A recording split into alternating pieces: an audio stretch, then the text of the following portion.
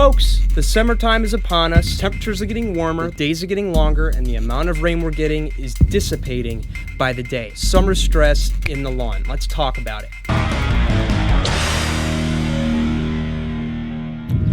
So, this is what we've been dealing with here. You can see there's a little area that's been getting watered from the front. This area here, super dry. Look at that. Depending on where you live, this happens to all of us, by the way, whether you're warm or cool season. What happens is, as the temperatures grow warmer, the days grow longer, you have more direct sunlight and dissipating rain days, you'll notice your lawn start to stress out and actually change a little bit of color. One of the things that a lot of us newbies or seasoned veterans here in the DIY and pro lawn care community like to perceive with color change is either a fungus or a disease or a problem insect that most likely needs to be treated with a chemical. And my friends, that couldn't be any further from the truth. When you notice any color changes or texture changes within your lawn, you want to be very vigilant as to what's going on with the weather. You see, the weather plays a big part in what is known as the big three. Now, some of you might be like, Jake, what in the heck are you talking about with this said big three? When I say big three, what I am referring to are the three main cultural practices: mowing, fertilizing, irrigation. We get all of that at the beginning of the season, right? We're mowing our lawns twice a week, we're fertilizing every 4 to 8 weeks, and on top of that, we're also getting a lot of help from Mother Nature herself to provide us the rain that we ever so need to keep the grass green. Now, this also allows me to transition into another point, and that is the fact that out of all three of these, water is king. Well, so is sunlight, but you really can't have a green, vigorous, soft, lush lawn without pure H2O. It's water. If you don't have it, your lawn is going to start looking a little bit gray, bluish this time of year, and those blades are going to fold up. So at this point, you guys might be like, all right, well, what can I do about this moving forward to correct my lawn? Well, you have a couple of different options as to what you can do. You can do, number one, what I recommend for a lot of people, let it go.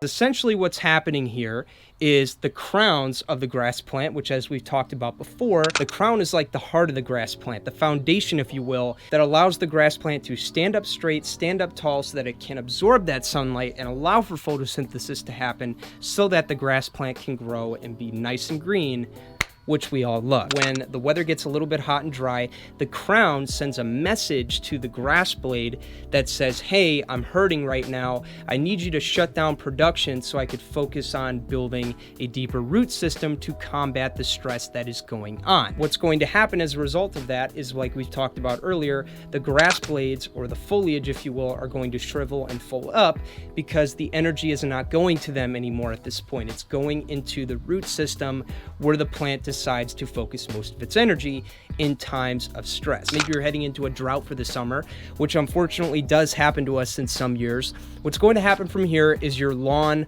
foliage, if you will, is going to turn brown. It's going to make the grass look very dead and very ugly. And a lot of you guys might be like, oh no, did my lawn die? What do I need to do? Friends, there's nothing to worry about, as your grass is not dead. It is just going into what is called summer dormancy. Now, some of you might be like, well, Jake, what is that? Summer dormancy, for those of you who don't know, is a defense mechanism that the turf goes through so that it can survive in hot and dry climates for a prolonged period of time. So that is how your lawn is going to survive the hot and dry summer. And then once rain returns in the fall and temperatures come back down, it'll obviously green back up, albeit it will take a little bit of time and it will look a little ugly for a while compared to other lawns that have been watered, but it will come back with time. Now, if you are committed to watering, it is very important to note that if you are going to do it, you need to full send and commit. There is no in and out. There is no binary. You need to stay solidly committed to keeping your lawn irrigated all throughout the drought or the semi-drought event that you are dealing with. Otherwise, what's going to happen is your turf is going to go in and out of those initial dormancy phases, stressing the turf out even more, which can cause some dieback in the long run. So that's not what you want to do. And with that being said, A lot of you might think, okay, so all I have to do is start watering the lawn as soon as it starts stressing. Friends, don't do that. We don't want to do that. As we just talked about a few minutes ago, when you let the lawn stress a little bit, what's happening is it's cutting back on production to the foliage, while in turn allowing more production and more energy to go into the root system to create deeper roots. So if you've created the ecosystem and the environment for that, I recommend allowing your lawn to just dry out for maybe 4 days up to a week and a half maybe. That is your cue to start watering, which we're going to talk about right now.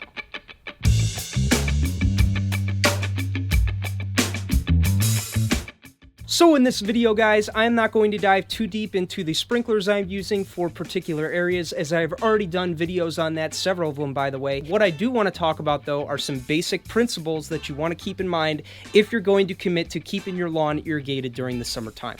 The first thing is, as I said earlier, it's a good idea to wait a little bit and stress your turf out. However, you don't want to wait too long. As a matter of fact, you don't want to wait longer than a week and a half, because if you do, the further you let your lawn go into summer dormancy, the longer it's going to take for it to come out of it once you start watering. So after a good week and a half, maybe even a little bit less than that, 4 days, like I said earlier, that is a great time to get out and start watering to get the lawn back on track. Deep and infrequent watering, which is basically delivering a certain amount of water to your lawn that is enough to get down into the root system. You want to water the areas long enough to get down a ½ inch of water everywhere, and you want to do that again spread out throughout the weeks, whether that's Monday, Wednesday, Friday, or Tuesday and Friday if you have a little bit of rain help. And you don't want to do it back to back, right? You actually want to give the lawn a couple of days to dry out in between. We, number one, want the lawn to stress a little bit in between, not to the point where it starts showing signs of stress again, but to the point where roots go deeper to chase the water.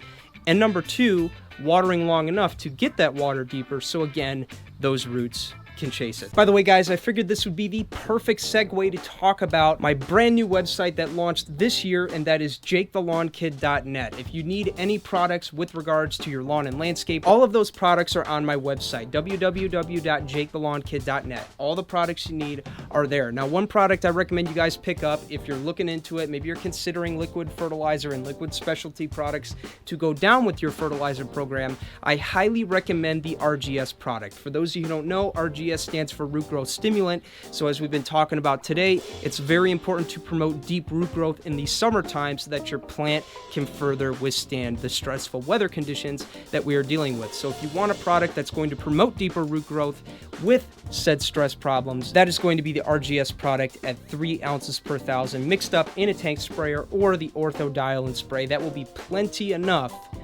to push roots deeper in your lawns. So RGS, jakethelawn.net, just figured I'd let you know.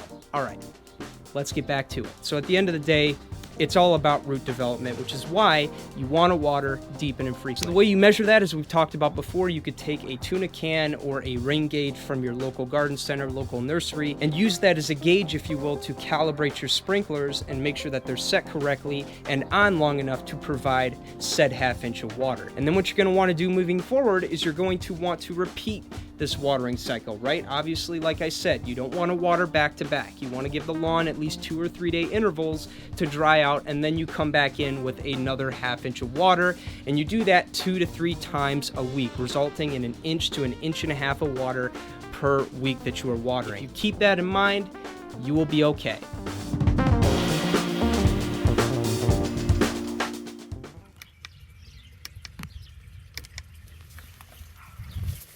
All right, let's see here. There's one.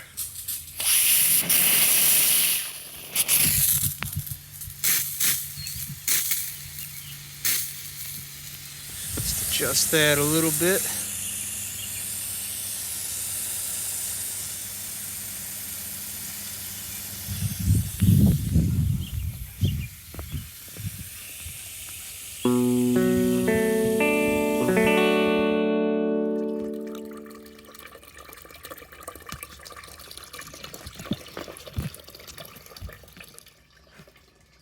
New fountain. What do you think? I think it looks cool. Anyway, let's go take a look at that spot that we watered last night. Check this out. Look at this. Crazy, right?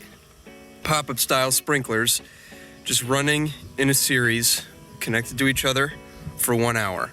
And I had them both adjusted to do 180-degree spans, and as you can see, that was enough to cover this entire area properly. So, worked out perfectly.